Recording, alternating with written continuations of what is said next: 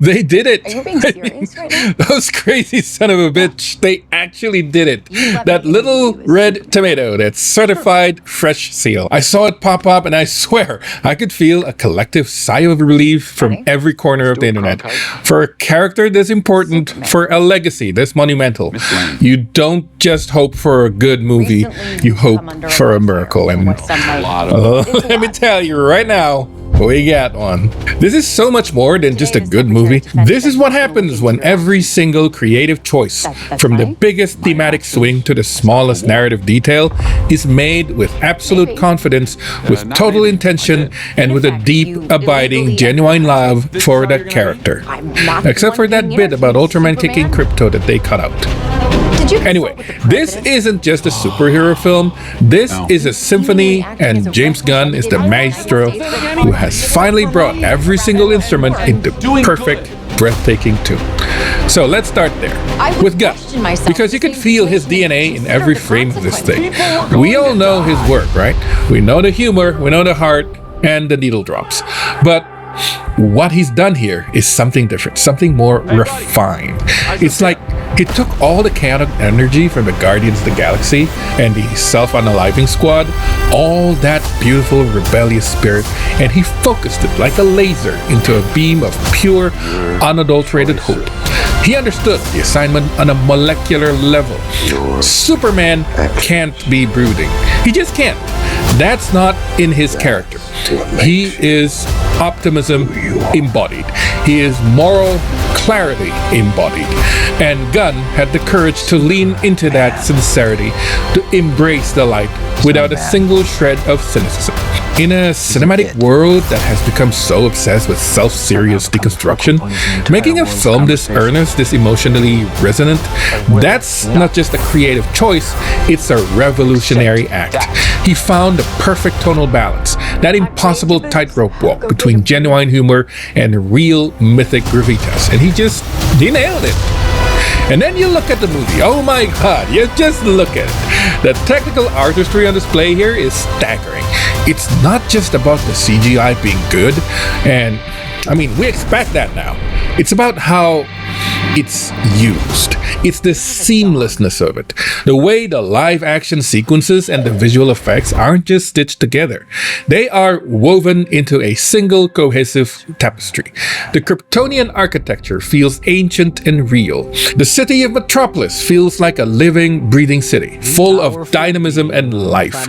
And the flight, let's just talk about that flight for a second. For decades, that's been a challenge, right? How do you make a man flying look right? How do you give it weight and speed and grace all at once? They cracked the code. The dynamic camera work and the precise motion tracking. You feel the speed, you feel the power, but you also feel the impossible weightlessness of it. It's not just a special effect, it's an extension of character. It feels like joy, it feels like freedom.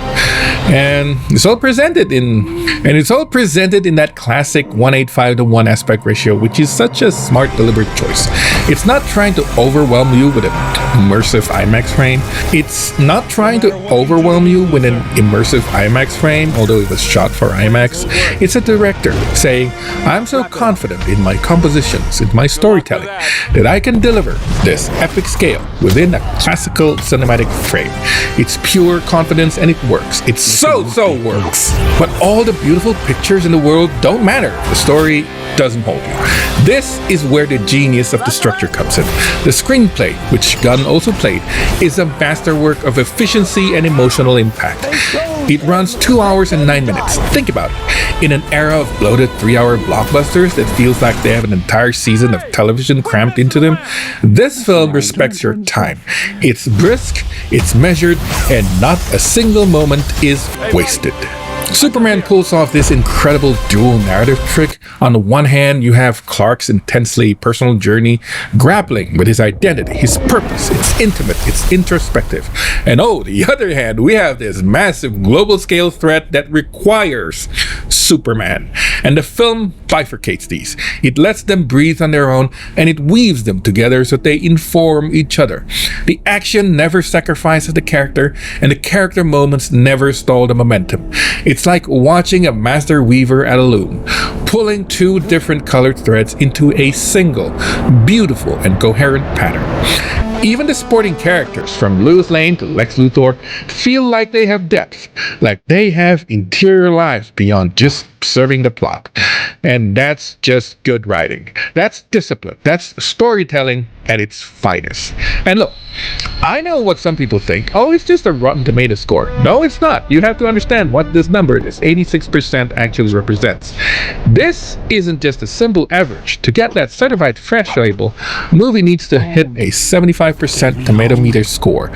Sure, but it also has to be sustained. It needs to have a minimum number of reviews. For a big movie like this, we're talking about at least 80 professional curated reviews. At the time I'm recording this, Superman has 147, and it's holding strong at 86%.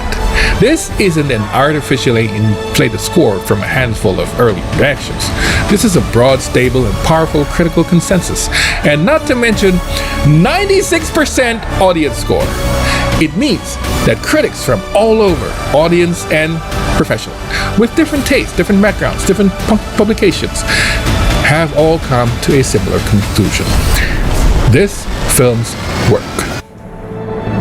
I even saw one of the early numbers fluctuating, 90% here and 85% here, which just underscores how important it is to go straight to the source. This 86% is real, it's verified. It reflects a massive collective agreement that something special has been achieved, despite the ongoing global attempt at review bombing this movie. It didn't work this time. It's not just a score, it's a validation. It's a proof that this wave of positive feeling isn't a fluke. So is it a perfect film? Today, the Secretary of Defense... Does any such thing exist? Of course not. And even when you dig into the reviews, when you really look at the spread, you see the nuances, which is what I love. The film is so good that even the counter-arguments are fascinating. Some reviewers found certain sequences to be slow, that pacing is casually lingered, to which I say, thank fuck it does. It's a film that has the confidence to take their time to breathe, to let a character moment land, instead of just rushing to the next explosion. Some critics might point to the secondary character arc and say it feels a little underdeveloped, and I hear that, I do.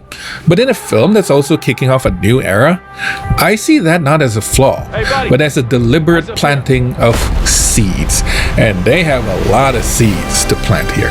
It's a promise of more to come, and not a failure of the story right now. You will see the classic debate about CGI too, where some people feel it prioritizes spectacle over substance, but here the spectacle is the substance.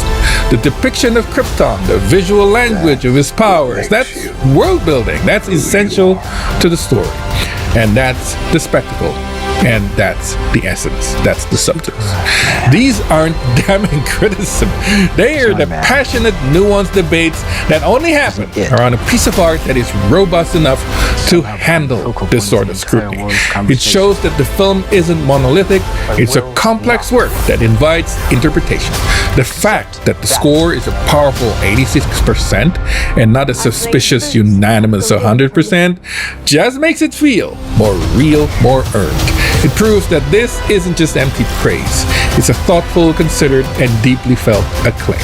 In the end, it all comes back to that synthesis. Certified fresh status of this movie isn't because one of the singles thing. It's not just the director, it's not just the screenplay, it's not just the visual effects or just the performance. It's the harmonic convergence of all of it. It's the director's established credibility, meaning the studio's commitment to technical rigor. It's the perfect alignment of classic genre conventions with genuinely innovative storytelling. It's the methodological reliability of the tomato meter and their recent updates of kicking off those fake, bogus review bombers and reflects the true and powerful critical consensus. This is the kind of artistic and technical success that renews your faith of what blockbuster filmmaking can be. It's a movie that resonates on a thematic level, that excites on a visceral level, and that satisfies on a narrative level. It's a project built on a foundation of respect for the audience, for the critics, and most importantly, for the Man of Steel himself. They did it. They gave us a Superman for the modern age that feels, finally, timeless. So I have to ask you, Guy, did this movie hit you the same way? What was the moment for you? And what was the part that just absolutely got you? That made you lean forward and say, yes, this is it. That's him. I need to know. Seriously, share your favorite moments in the comments. I want to read every single one. And hey, if you're here for the deep dives that celebrate the absolute best in storytelling, do all the good YouTube things and hit that like button, spread the love. Subscribe if you want to join this community and ring that bell so you don't miss our next celebration. You guys are the best. See you next time.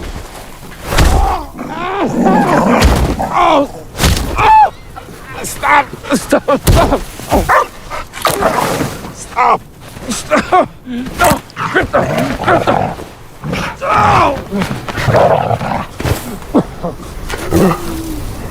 Krypton.